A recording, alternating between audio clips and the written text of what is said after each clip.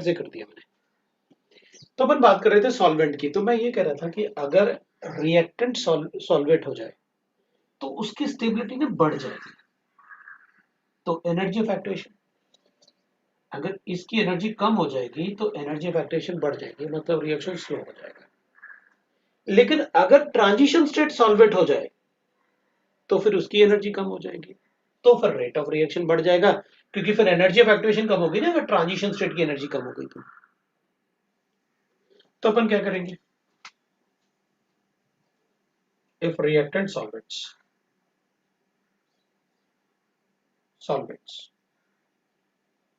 rate of reaction decreases.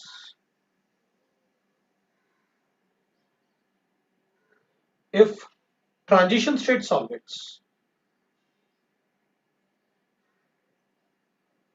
rate of reaction increases.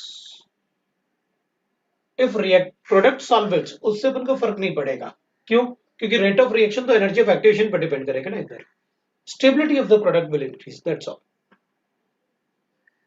If product solvents,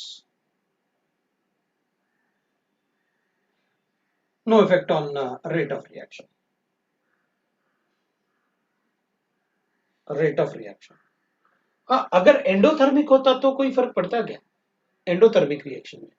तो अपन कहते हैं endothermic reaction होगा तो रिएक्शन लेकिन एक्सोथर्मिक तो हो जाएगा ना, but reaction becomes more exothermic,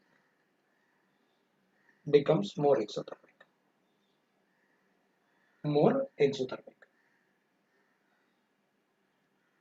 So stability of the product should increase, then become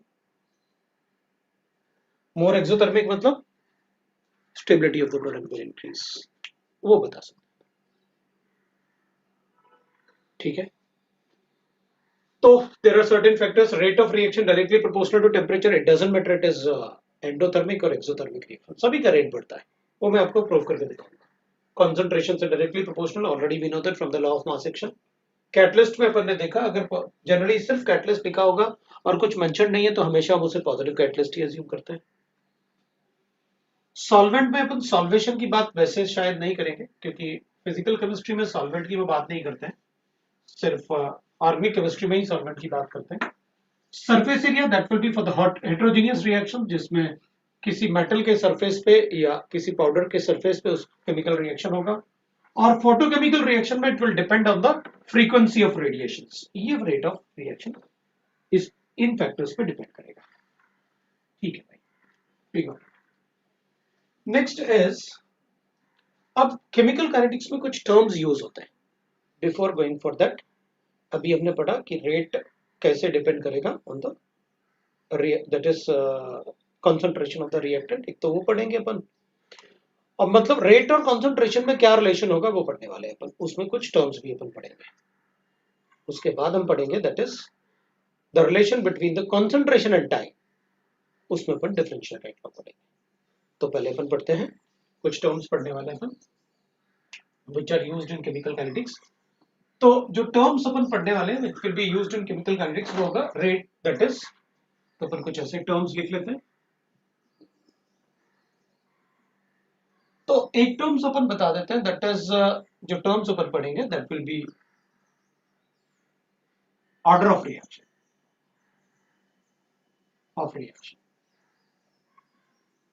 ठीक है ना. तो ऑर्डर ऑफ रिएक्शन होता है the dependence of the rate of reaction on the concentration of the reactant is called order of reaction.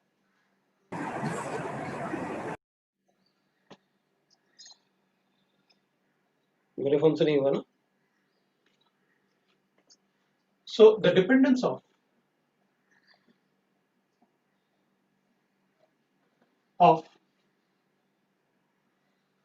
the rate of reaction on the concentration of reactants is called the order of reaction. It's called order of reaction.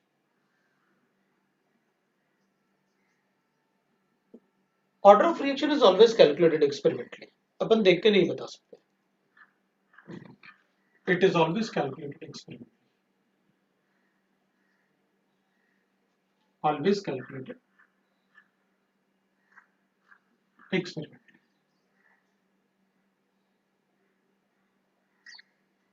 Order of reaction is always calculated experimentally. तो suppose अपने पास ऐसे given है, for example we'll take for a reaction, अगर अपन को कोई reaction given है ऐसे, A plus B gives you the product. वैसे केमिकल काइनेटिक्स में मोस्टली अपन डिस्कस करेंगे with respect to the reactant only, because हमें रेट से डील करना होता है, तो rate always directly proportional to the concentration of the reactant. इसमें अपन रेट लॉ लिख सकते हैं, that is rate of reaction. Rate of reaction is always directly proportional to the concentration of the reactants. So I can write that rate of reaction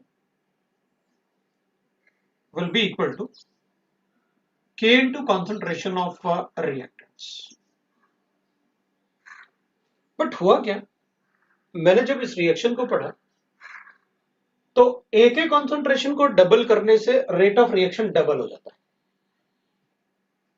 लेकिन B के concentration को double करने से rate of reaction 4 times बढ़ जाता है. Rate of reaction दोनों पे डिपेंड करता है, लेकिन मैंने जब कॉन्सेंट्रेशन चेंज किया ना इस रिएक्शन में, तो A के कॉन्सेंट्रेशन को डबल करने से रेट ऑफ रिएक्शन डबल हो गया, लेकिन B के कॉन्सेंट्रेशन को डबल करने से इसका concentration, the rate of reaction 4 time बढ़ गया. इसको कांस्टेंट रखा और इसको डबल किया तो 4 टाइम बढ़ गया.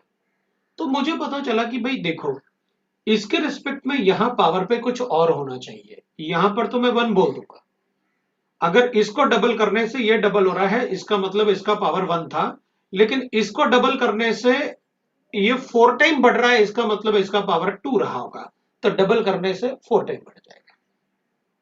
तो मैंने क्या किया, मुझे कैसे पता चलेगा किस पे कैसे डिपेंड करेगा रेट ऑफ रिएक्शन, किसके कंसंट्रेशन पे कैसे डिपेंड करेगा. तो हमने कहा भाई देखो, इसमें अपन क्या करेंगे, इनके पावर x और y लिख देते हैं. ये जो x और y है, इनका वैल्यू कैलकुलेट करेंगे हम, जैसे अभी मैंने आपको बताया. इसको डबल करने से अगर रेट ऑफ रिएक्शन डबल हो गया, इसके कॉन्सेंट्रेशन को कांस्टेंट रखा, इसको डबल करने से अगर ये डबल हो गया तो x का वैल्यू 1 था. लेकिन अगर इसको डबल करने से इसको कांस्टेंट रखा और इसको डबल करने से इसका वैल्यू 4 टाइम बढ़ गया, इसका मतलब इसका पावर y का वैल्यू 2 था, where x and y is order of reaction, where x and y is called order of reaction. A reaction, x is order of reaction with respect to A,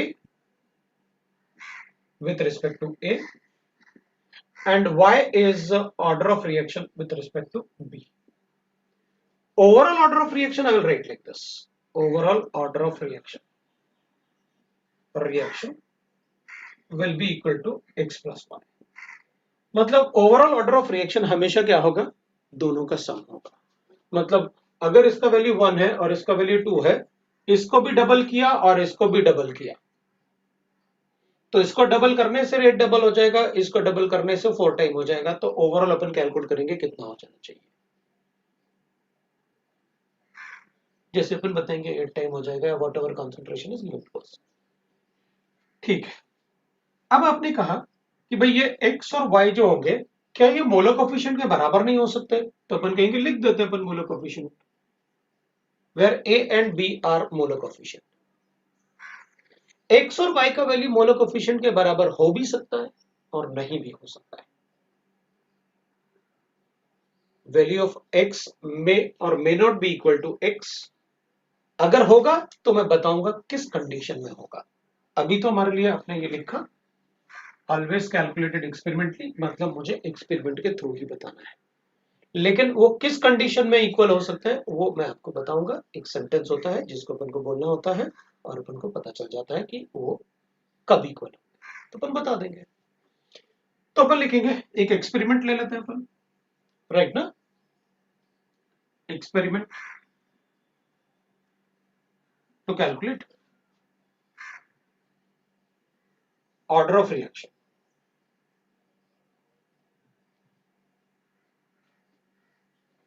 with respect to A and B in a reaction. मैं इसी को reaction ले लेता हूं, A plus B gives you, अब इसमें कोई बोलो कोफिशिएंट भी लिखोगे तो अपन को पता है, हमें फर्क नहीं पड़ता, क्योंकि वो बराबर होंगे या नहीं होंगे ये तो एक्सपेरिमेंट देने वाले हो आप, तो हमें कोई फर्क नहीं पड़ेगा, और प्रोडक्ट से उसका कोई रिलेशन नहीं होगा। इसका मैं रेट एक्सप्रेशन लिखूंगा, rate expression is K into concentration of A to the power of X and B to the power of Y लिखा आपने, बाकी अपन को पता है क्या है। मुझे एक एक्सपेरिमेंट दिया, ऐसे एक्सपेरिमेंट दे दिया क्या मुझे, भाई इस एक्सपेरिमेंट में आप कैलकुलेट करो, तो अपन चेक कर लेते हैं। तो इन एक्सपेरिमेंट एक मुझे ऐसे सीरियल नंबर दिया अपन को कि भाई मैं लिखूंगा what would be the concentration, मैंने ए और बी के कंसंट्रेशन क्या लिए और उस पर रेट क्या आ रहा था मेरे लिए वो लिख लूंगा, ठीक है।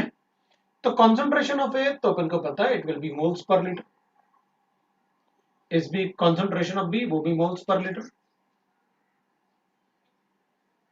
और rate that will be moles per litre per time हो जाएगा, that is the unit of rate, we know that. तो अपन क्या करेंगे, अपन लिखेंगे भाई एटलीस्ट 3 एक्सपेरिमेंट तो मिलेंगे, जैसे अपन ने टाइट्रेशन में करते थे एटलीस्ट 3 रिएक्शंस तो करते हैं अपन, और अभी मैं थोड़ा इजी ले लेता हूं तो अपन को पता चल जाएगा, बाद में अपन कैलकुलेशन के लिए मैं आपको बता दूंगा आप क्या कर सकते हो।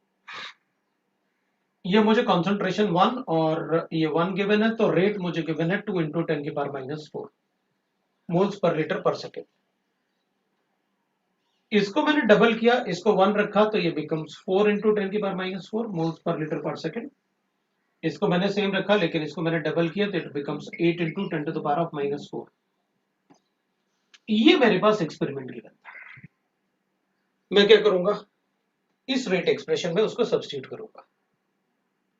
रेट एक्सप्रेशन में सब्स्टिट्यूट करोगे आप तो आपको क्या मिलेगा, एक इक्वेशन ऐसे मिलेगा, the rate is 2 × 10⁻⁴, K is a rate constant, that is constant, this is 1 to the power of x और 1 to the power of y। एक इक्वेशन मेरे पास ये हो गया।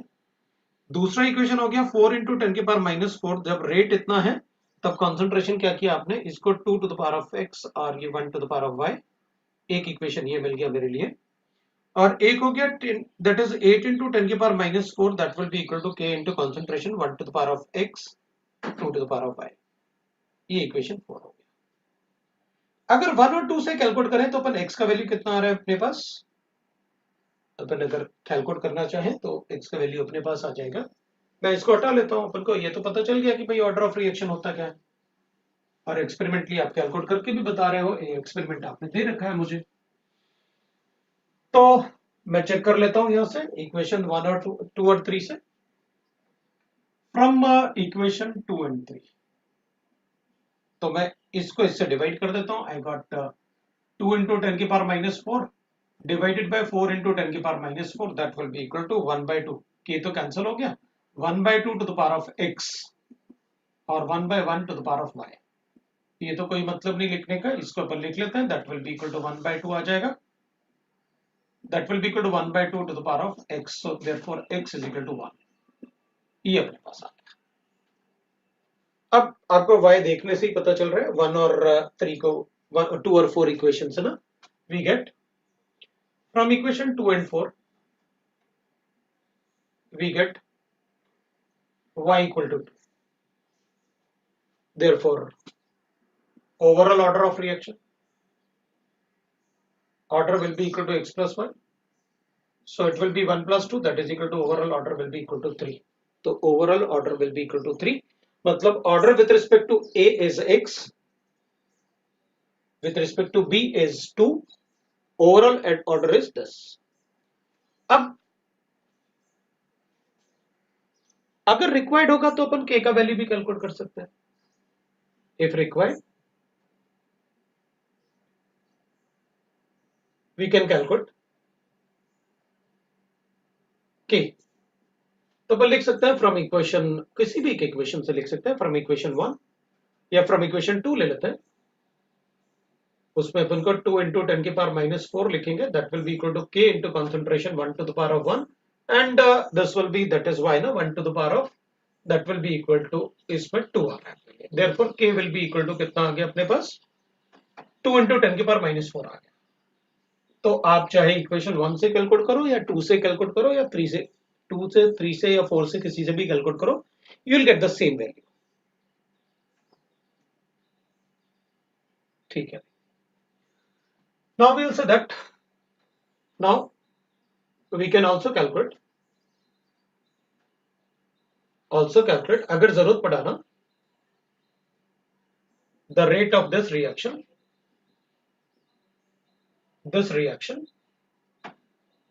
when concentration of A is equal to 0.5 and B is equal to 0.2, वो हमारी मर्जी, any concentration.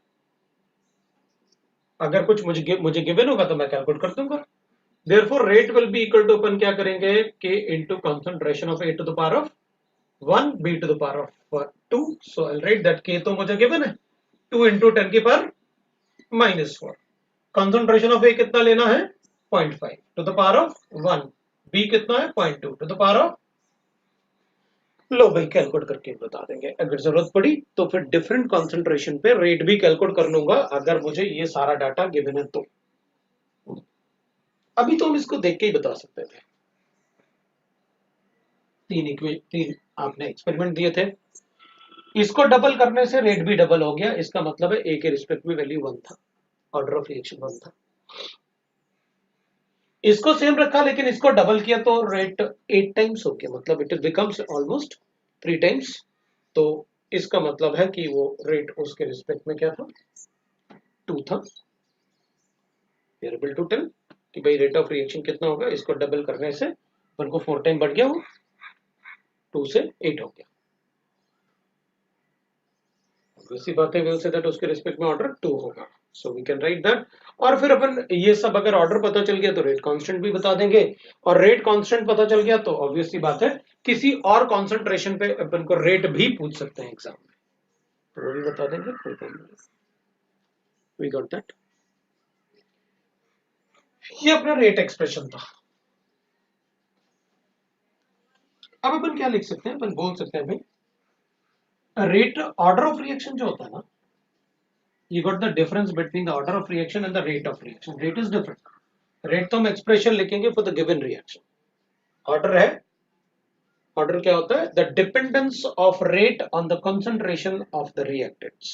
That is called the order of reaction.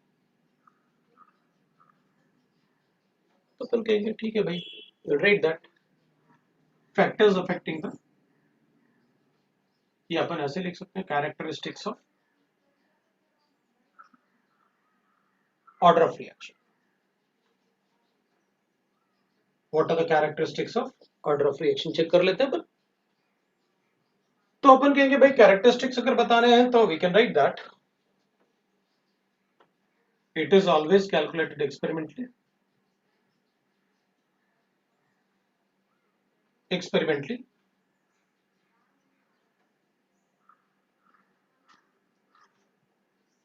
Right? Value of order of reaction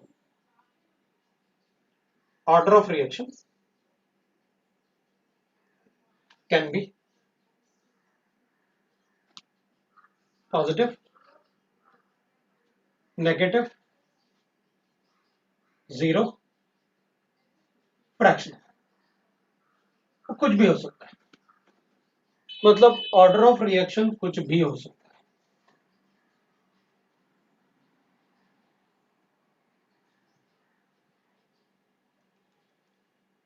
order of reaction कुछ भी हो सकता है, ठीक है। तो अपन ऑर्डर ऑफ रिएक्शन को बता देते हैं भाई, वो कुछ भी हो सकता है, इससे फर्क नहीं पड़ेगा अपन को, ठीक है। तो अपन को पता चल गया। फिर उसके बाद अपन बता सकते हैं इसमें ऑर्डर ऑफ रिएक्शन में generally we say that order of reaction greater than or equal to 3 are very rare.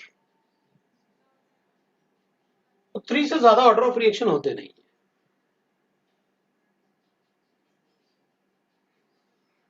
Cut में पढ़ना, तो अपन कहेंगे 3 से ज्यादा ऑर्डर ऑफ रिएक्शन होता नहीं है,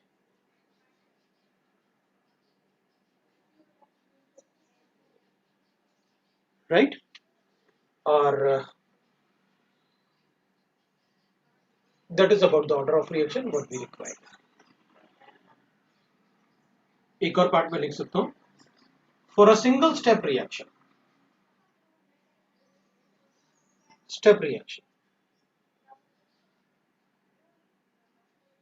इसको अपन सिंगल स्टेप रिएक्शन को एलिमेंट्री रिएक्शन बोलते हैं।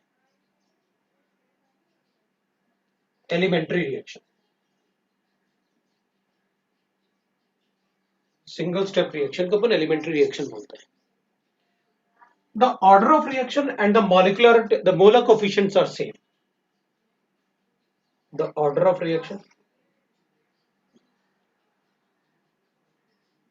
and molecularity are, that is, we'll say that molar coefficients are same.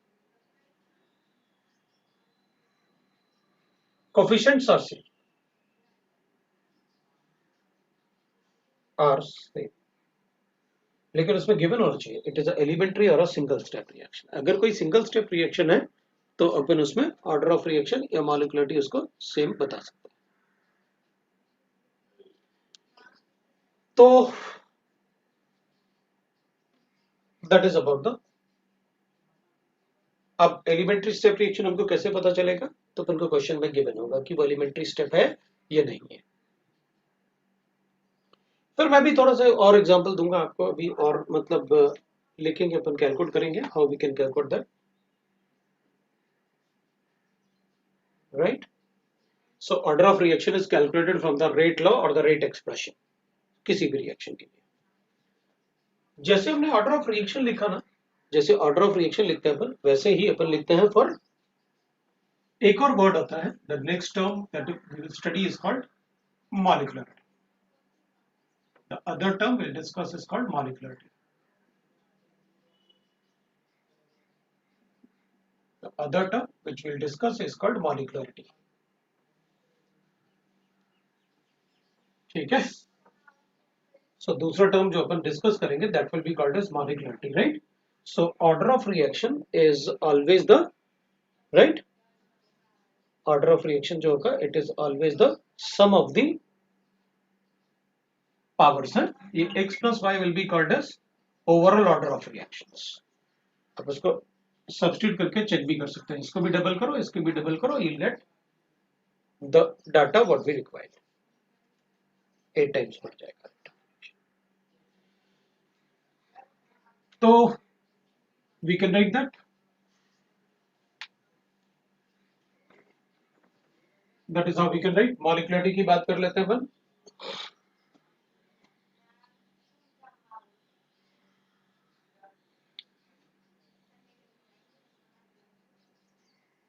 ठीक है, molecularity होता है the number of molecules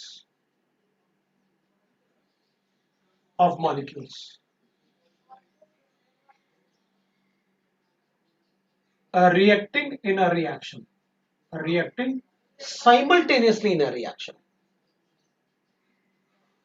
simultaneously in a reaction,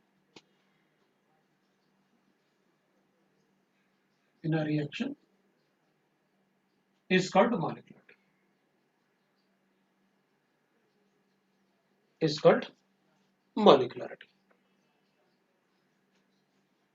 तो ठीक है भाई, we got it, what is molecularity, right? That is number of molecules reacting simultaneously in a chemical reaction। अभी तक जितना भी थ्योरीज अपन पढ़ते हैं उनमें बायोमोलिकुलर रिएक्शन से पढ़ते हैं। क्या करते हैं अपन, बायोमोलिकुलर रिएक्शन से पढ़ते हैं। 3 मॉलिक्यूल भी बहुत मुश्किल है आपस में एक साथ कोलाइड करना, जनरली 2 ही मॉलिक्यूल आपस में कोलाइड करते हैं, 3 मॉलिक्यूल आपस में कोलाइड नहीं करते हैं, depending on the number of molecule. So generally क्या होता है, जैसे अगर अपन को गिवन है ना, generally the मॉलिक्युलरिटी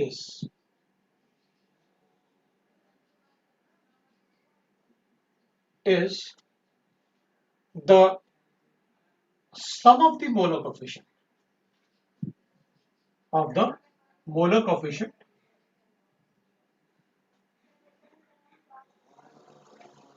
molar coefficient of elementary reaction, फिर एलिमेंट्री मतलब सिंगल स्टेप रिएक्शन, मॉलिक्युलरिटी उतना ही होता है, तो फिर ऑर्डर के बराबर ही होता होगा। अभी आपने ऑर्डर ऑफ रिएक्शन में भी यही लिखा था कि अगर एलिमेंट्री रिएक्शन है, वन स्टेप रिएक्शन है, तो मोलर कोफिशिएंट हमेशा किसके बराबर होते हैं? It is according to the that is equal to the sum of the molar coefficients. तो जैसे मेरे पास ऐसे गिवन है, ए गिव्स यू बी, एक ही मॉलिक्यूल रिएक्ट किया तो मॉलिक्युलरिटी का वैल्यू 1 हो जाए। अभी मेरे पास twice of A gives you C, तो I write molecularity will be equal to 2। इसको ही बता दो।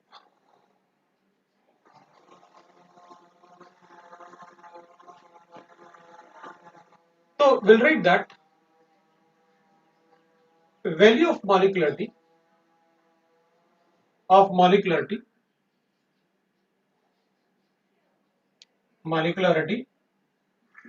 is always a positive integer, is always a positive integer, positive integer। जो भी मॉलिक्युलरिटी का वैल्यू होगा ना, that will be always a positive integer, वो positive integer के बराबर होगा। It can never be fractional, it can never be negative, it can never be zero, is always this। And depending, है ना, and depending on the number of molecules, and depending on the number of molecules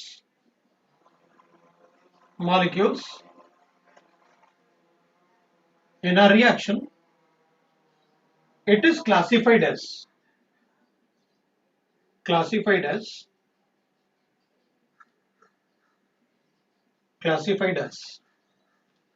तो पर उसका classification भी बता देंगे कैसे। Unimolecular reaction when m equal to 1, हाँ तो बताया आपने कैसे। तो अपन कहेंगे जैसे किसी का भी डिकम्पोजिशन लिख लो आप, हमें क्या फर्क पड़ेगा। इसका डिकम्पोजिशन लिख देता हूं, ये सॉलिड है, NH3 बनाएगा और इसमें N2 बनता है और H2 बनता है, तो आप लिखेंगे N2O बनेगा प्लस H2 बनेगा। ये लो भाई, ये भी गैस बन गया, ये भी गैस बन गया। Unimolecular reaction. बायोमॉलिक्यूलर रिएक्शन का मतलब हो गया m इक्वल टू 2 हो जाएगा। तो ठीक है, कोई भी बायोमॉलिक्यूलर रिएक्शन लिख देता हूं। ये लो भाई बायोमॉलिक्यूलर रिएक्शन, तो ट्वाइस ऑफ HCl, दो मॉलिक्यूल रिएक्ट किया। ट्राइमॉलिक्यूलर रिएक्शन कर देता हूं। ट्राइमॉलिक्यूलर रिएक्शन होगा तो m इक्वल टू 3 हो जाएगा। I'll write that it will be SO2 plus O2 gives you twice of SO3। ठीक है, but the value of molecularity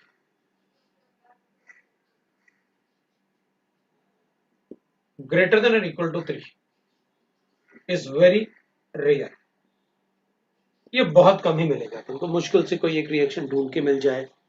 जैसे KClO4 का डिकम्पोजिशन है KClO3 KCl में, it is fourth, molecularity is 4 and the order is also 4, but वो एक आध example के लिए अपन को पढ़ना नहीं चाहिए ऐसे। तो रेयर वाला पार्ट को याद रखेंगे। तो ऑर्डर में भी आपने ऐसे ही लिखा था, लेकिन ऑर्डर ऑफ रिएक्शन तो पॉजिटिव इंटीजर भी था, नेगेटिव भी था, like that we can write. तो ऑर्डर ऑफ रिएक्शन नेगेटिव भी हो सकता है, लेकिन अगर किसी का पावर नेगेटिव हो जाए, इसका मतलब उसके कंसंट्रेशन को डबल करने से तो रेट डबल डिक्रीज हो जाएगा। हाँ, तो वही तो नेगेटिव ऑर्डर होगा कि जिसके नेगेटिव पावर होगा कंसंट्रेशन पे, तो उसको बढ़ाने से रेट ऑफ रिएक्शन कम हो जाना चाहिए। नेगेटिव पावर होगा तो मॉलिक्युलरिटी का वैल्यू हमेशा पॉजिटिव इंटीजर होगा, वो फ्रैक्शन भी नहीं हो सकता। तो अगर मुझे ऐसे गिवन है,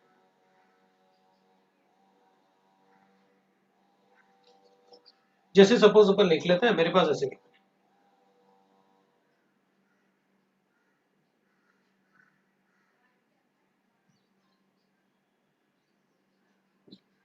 तो अपन कहेंगे इसमें ना ऑर्डर, इसमें तो मॉलिक्युलरिटी 4 आ रहा है,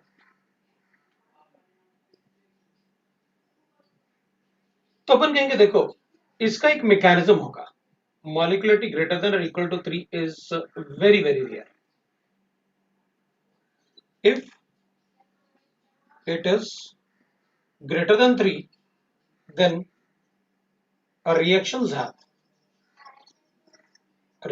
is carried in different step. वो different step में होगा, पक्का वो रिएक्शन कैसे होगा, different step में carried out होगा. Also अगर मैं ऐसे लिखता हूं, मान लो मेरे पास H2O प्लस हाफ O2 लिखा होता है और मैं इसको H2O2 लिखूं, M cannot be fractional, M can't be fractional, ये फ्रैक्शनल नहीं हो सकता. But so we can say that this reaction is carried in different step.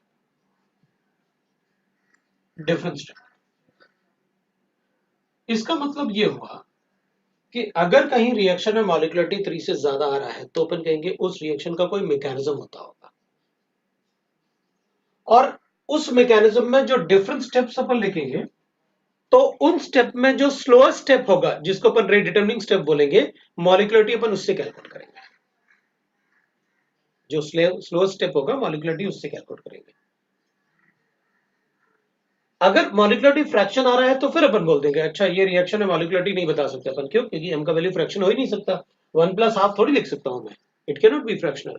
तो फिर इसका मैकेनिज्म बताओ, उस मैकेनिज्म में जो रेट डिटरमिनिंग स्टेप होगा उससे कैलकुलेट करके बताऊंगा. Molecularity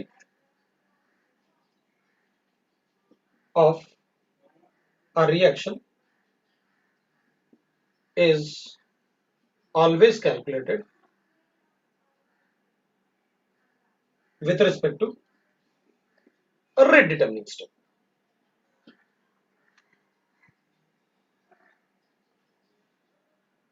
The reactants involved in rate determining step are used to calculate molecularity. हम उससे कैलकुलेट करके बताएंगे molecularity, राइट, वो रिएक्टेंट जो रेट डिटरमिनिंग स्टेप में इन्वॉल्व होगी. तो ये मॉलिक्युलरिटी है. अब हम मॉलिक्युलरिटी और ऑर्डर ऑफ रिएक्शन को कंबाइन करके, क्योंकि वापस अपन एक बार ये डिस्कस कर लेंगे, एक एग्जांपल लेंगे जिसमें अपन को ये सारा पार्ट जो आपने लिखा हुआ ना, ये सारा पार्ट आ जाएगा, उसमें सारा पार्ट आना चाहिए. तो एक दो एग्जांपल लेंगे जिसे पहले मैं करके दिखाऊंगा, बाद में आप करके दिखाओगे एक दो एग्जांपल, जिसे पहले अपन ने रेट ऑफ रिएक्शन के लिए किया था वैसे अपन फिर इसमें कर लेंगे. तो इसको रिवाइज करके अपन नेक्स्ट क्लास में पढ़ेंगे, जो भी नेक्स्ट क्लास होगा उसमें अपन ये डिस्कस करेंगे.